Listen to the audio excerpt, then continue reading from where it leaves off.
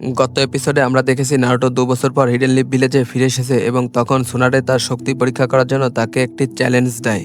এরপর এপিসোড 2 এর শুরুতে আমরা দেখি সুনাডে বলে তোমার প্রতিপক্ষ হবে, তখনই দেখা যায় দরজা খুলে যায় আর আমরা দেখি দরজার ভিতর থেকে শিকামারু এবং তিমারি বেরিয়ে আসে। তিমারি যে ছিল স্যান্ড ভিলেজের একজন নিনজা। শিকামারু প্রথমে নারুটোকে চিনতে পারেনি, কিন্তু পরে সে বুঝতে পারলো এটা নারুটো আর তাকে দেখে সে খুব খুশি হলো। এরপর তারা দুইজনে তাদের খোঁজ নিতে লাগলো। নারুটো তখন শিকামারুর কাছে জিজ্ঞাসা করে, তুমি কি আমার প্রতিপক্ষ? শিকামারু বলে, না, আমি এখানে শুধু কিছু ডকুমেন্ট নিতে এসেছি। এরপর নারুটো তিমারির দিকে তাকায় এবং সে তাকে চিনতে পারছিল না। তখন সে তার নাম জিজ্ঞাসা করে। তিমারি এতে দেখে খুব বিরক্তি হলো, কেননা সে আগে নারুটোকে চিনতো এবং নারুটো তাকে চিনতো, কিন্তু 2 বছরে সে তাকে ভুলে গেছে। তখন সে নারুটোকে মনে মনে আবাল বলে। এরপর সুনাডে বলে, তোমার প্রতিপক্ষ বাইরে দাঁড়িয়ে আছে। নারুটো তখন জানালা দিয়ে উকি দিয়ে দেখে ওখানে কাকাশি সেন্সে দাঁড়িয়ে আছে। কাকাশিকে দেখে নারুটো খুব খুশি হয়ে যায় এবং সে তাকে বলে, আমি আপনার জন্য কিছু এনেছি।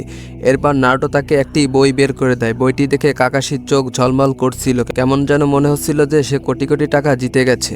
আমরা জানতে পারি এই বইটি কাকাশির খুব পছন্দ এবং সে এটার খুব বড় ফ্যান। নারুটো বলে, এটা খুবই রানিং বই। এটা শুনে কাকাশি বলে, তুমি কি জানো মহান সাহিত্যিক সম্পর্কে? মানুষ এই বইটি পড়ার জন্য অপেক্ষা করে আছে আর এটা এখনো রিলিজ হয়নি। এরপর লেডি সুনাডে বলে, আচ্ছা এখন তোমরা ভিতরে আসো। কাকাশি বলে, তোমরা দুইজনই আমার সঙ্গে থাকবে। নারুটো ও সাকুরা এটা শুনে অবাক হয়ে যায়।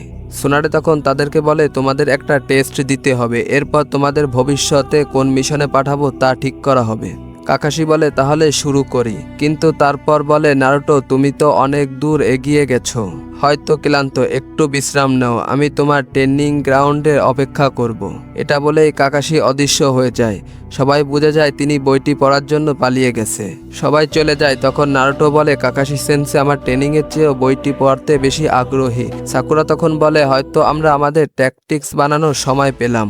এরপর নারুটো শিকামারুকে জিজ্ঞাসা করে, তোমার আর তিমারির মধ্যে কি কিছু চলছে নাকি? তারা তখন দুজনেই অস্বীকার করে। তিমারি বলে, চুনিন পরীক্ষার কারণে আমাদেরকে হিডেন লিফ এবং স্যান্ড ভিলেজের মধ্যে যাতায়াত করতে হচ্ছে।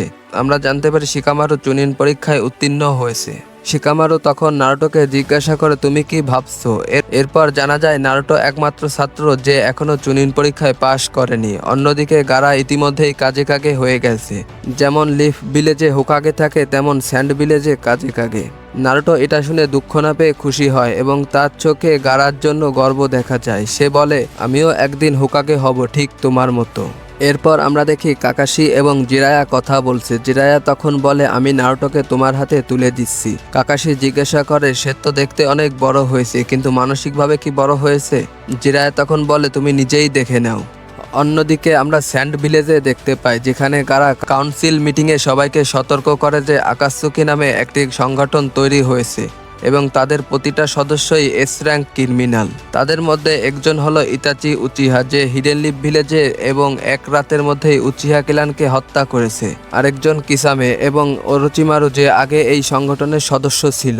এরপর আমরা দেখি মাস্টার জিরায়া কথা বলছে এবং সে বলছে আকাতসুকি সম্ভবত নারুটোর ভিতরে থাকা নাইনটেল ফক্সের জন্যই সক্রিয় হয়েছে।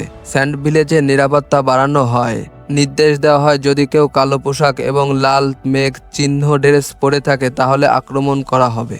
প্রথমবার আমরা আকাতসুকির 2 সদস্যকে দেখি, সাসুরি এবং দেদারা। সাসুরি বলে, তোমার টার্গেট হলো সেই জিনচুরিকি। জিনচুরিকি মানে হচ্ছে যার ভিতরে টেলবিস সিল করা থাকে, যেমন নারুটো ও গারা। ট্রেনিং গ্রাউন্ডে সবাই অপেক্ষা করছে। হঠাৎ কাকাশি আসে। সবাই রাগ করে, কারণ সে অনেক দেরি করে এসেছে।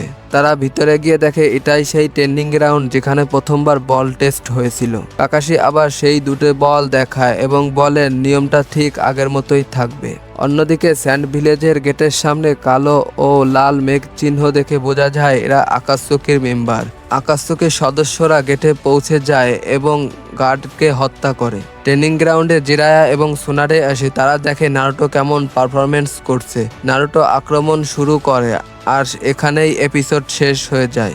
বন্ধুরা, এপিসোডটি তোমাদের কাছে কেমন লেগেছে অবশ্যই কমেন্ট করে জানাবা এবং সাথে একটি লাইক এবং চ্যানেলটি সাবস্ক্রাইব করতে ভুলবা না কিন্তু।